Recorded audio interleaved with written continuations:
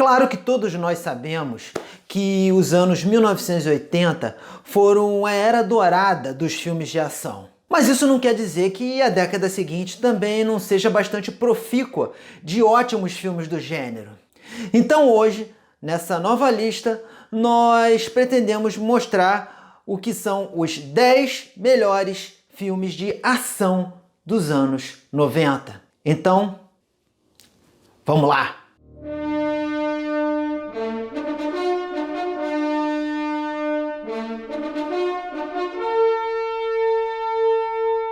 Senhoras e senhores, bem-vindos à Ponte de Comando e bem-vindos a mais uma de nossas listas. Essa lista ela foi originalmente pensada para fazer parte lá do blog, ser editada lá no blog. Porém, ao fazer ela, eu me deparei com um pequeno problema. Havia um filme que eu não tinha colocado nela e que eu não poderia ser justo se não colocasse esse filme nela. Ao mesmo tempo, eu também não queria tirar nenhum filme que eu tinha colocado nessa lista. Sendo assim, eu pensei, bem, por que não colocá-la lá no canal? Afinal de contas, lá nós temos a nossa faixa bônus. Então, antes que você se pergunte, sim, nós teremos uma faixa bônus ao final dessa lista, certo? Mas, para começar, eu ainda preciso abrir mais um parêntese. Para ser justo com os filmes que estão aqui, nós não teremos nenhum filme que seja parte de uma franquia, que seja uma sequência de alguma franquia que tenha começado na década anterior, ok? Uma regrinha básica para que nós possamos ser o mais justos possíveis. Tudo bem? Então vamos lá. Engatilhem suas armas, senhoras e senhores, porque daqui para frente é tiro, porrada e bomba. Número 10. Abrimos simplesmente com um filme muito diferente do que nós costumamos a ver em termos de filmes de ação. Eu falo de Atirador de Elite. Dirigido pelo australiano Russell Mulcahy, sim, ele mesmo, o diretor de Highlander. Este filme pode ser considerado uma pequena pérola escondida em meio à irregular e às vezes até sofrível filmografia do sueco Dolph Lundgren. Um filme hermético feito com um elenco diminuto, no qual apenas 4 atores têm realmente diálogos nele. E com flashbacks que não criam nenhum tipo de barriga no roteiro. De certa forma, emulando o que o próprio Mulcahy já tinha feito lá em Highlander. Um filme muito diferente e que, sem dúvida, merece uma conferida mais de perto e com mais carinho. Número 9. Aquele que é, sem dúvida, o melhor filme da carreira de um tal de Steven Seagal. Sim, eu falo de A Força em Alerta. Dirigido por Andrew Davis, ainda que tenha a ideia básica inspirada no clássico Duro de Matar, possui um roteiro tão bem amarrado que foi até capaz de fazer a Fox cancelar o roteiro de Duro de Matar 2 que estava em desenvolvimento na mesma época e que se passava num navio também. E de quebra nos dá a verdadeira atuação pela qual Tommy Lee Jones ganhou um Oscar, já que um ano depois, o ator, dirigido novamente pelo mesmo Andrew Davis, conseguiria sua estatueta dourada por O Fugitivo. Mas sejamos sinceros, né? Algum de vocês acha que Tommy levaria um Oscar num filme estrelado por Steven Seagal? Número 8. Uma das melhores atuações de Sir Sean Connery em um filme de ação.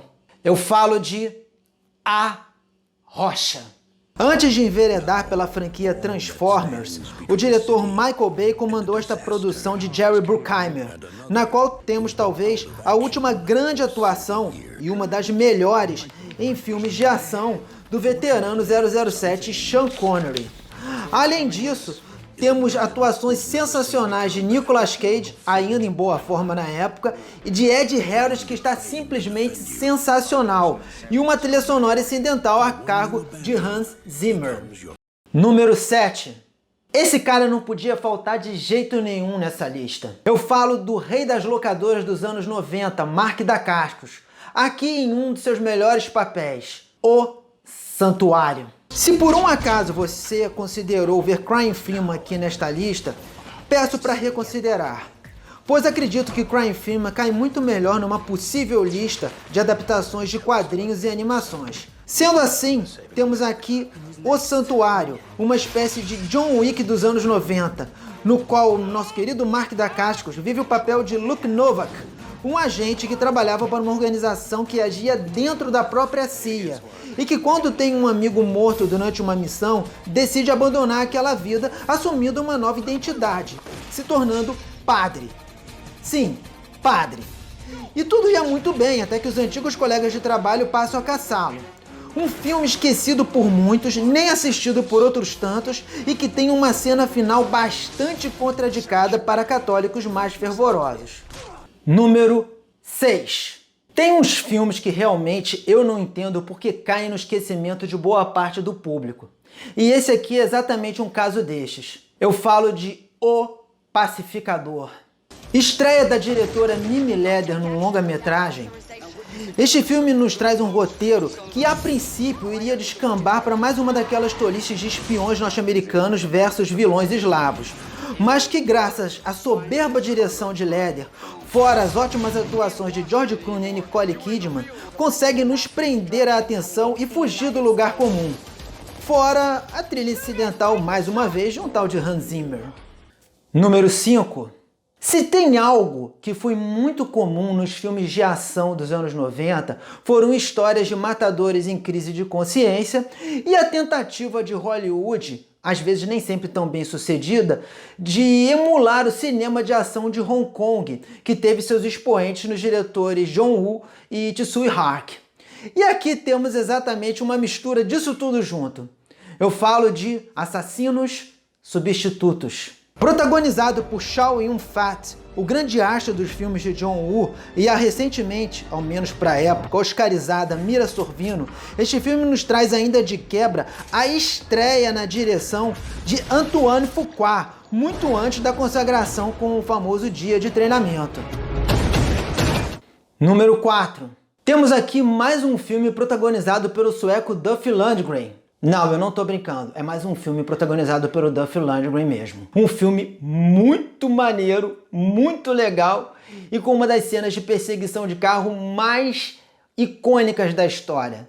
Eu falo de Fuga Mortal. Único filme dirigido por aquele que é considerado por muitos o maior dublê da história, Vic Armstrong, que trabalhou com Steven Spielberg, George Lucas, Francis Ford Coppola, entre outros, nos traz a história de Santi, personagem de Lundgren, que tem um esqueminha maroto com um policial corrupto chamado Severance. Só que Santi é traído por Severance, que depois ainda tenta mandar matar Santi na prisão, só que Santi escapa. E aí parte para o seu devido plano de vingança. Um filme que emula em muitos momentos cenas de ação típicas do cinema de ação de Hong Kong e que tem uma perseguição entre uma Ferrari e um Lamborghini que é simplesmente icônica.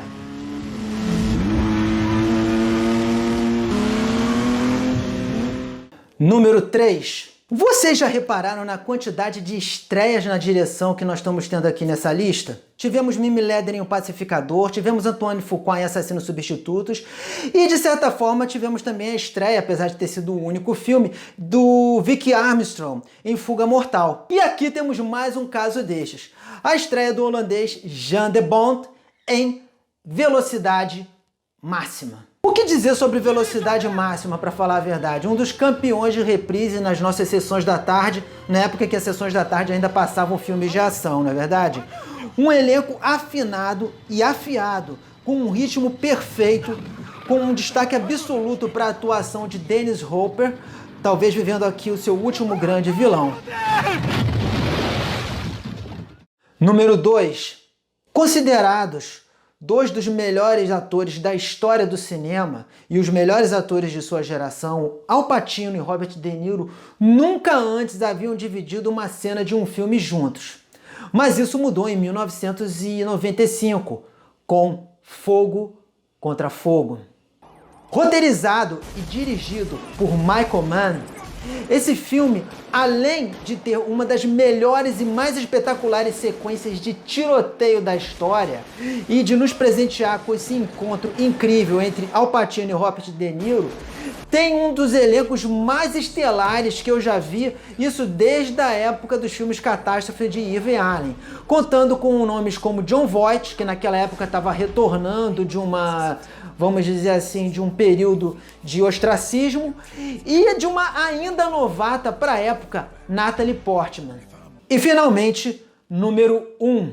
Gente, esse número 1 é um daqueles filmes que, ao mesmo tempo que é muito fácil de se falar, também é extremamente complicado. Você vai entender por quê. Eu estou me referindo ao clássico O Profissional. Sem dúvida nenhuma, o melhor filme da carreira de Luc Besson, disparado, que escreveu o seu roteiro como um passatempo em apenas 30 dias, O Profissional tem características que são hoje praticamente únicas. Foi um lampejo de transgressão numa época onde os filmes de ação já eram bastante policiados.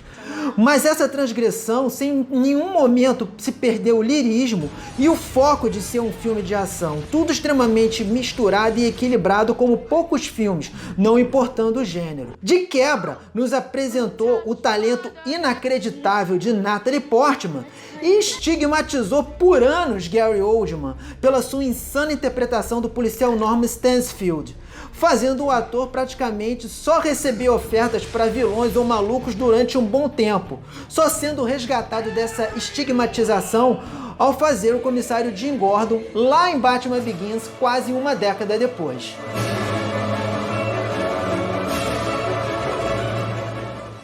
Ufa! Que lista, hein? Pois é. E você tá esperando a faixa bônus? O motivo pelo qual essa lista veio parar aqui no canal e não foi publicada lá no blog? Então chegou a hora dela. Faixa bônus, menção honrosa para Ronin. Dirigido pelo veteraníssimo John Frankenheimer, Ronin é um daqueles capítulos à parte que mistura cenas de ação sensacionais com um ritmo que já não era muito frequente nos anos 90. Um ritmo que aproxima muito Ronin das produções policiais dos anos 70. Ainda assim, isso não quer dizer que ele seja desprovido de excelentes cenas de ação, como uma das mais longas e sensacionais perseguições automobilísticas de todos os tempos. Fora o elenco sensacional, com atuações memoráveis e impecáveis de Robert De Niro, Jean Reno, entre outros. Bem, minha gente, então esses foram os nossos 10 melhores filmes de ação dos anos 90, com direito a Ronin de faixa bônus. Espero que tenham curtido essa lista. Se vocês acharam que ela foi injusta em algum momento, se acharam que faltou algum filme, façam a gentileza, comentem nos comentários.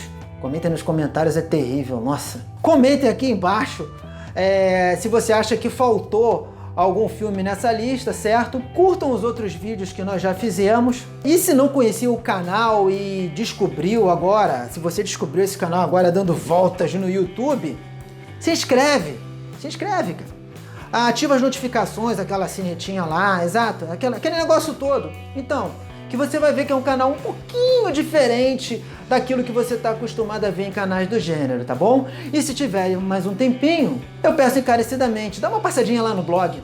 É legal, tá bom? Por hoje é só, ficamos por aqui, espero que tenham gostado e até a próxima. Fui!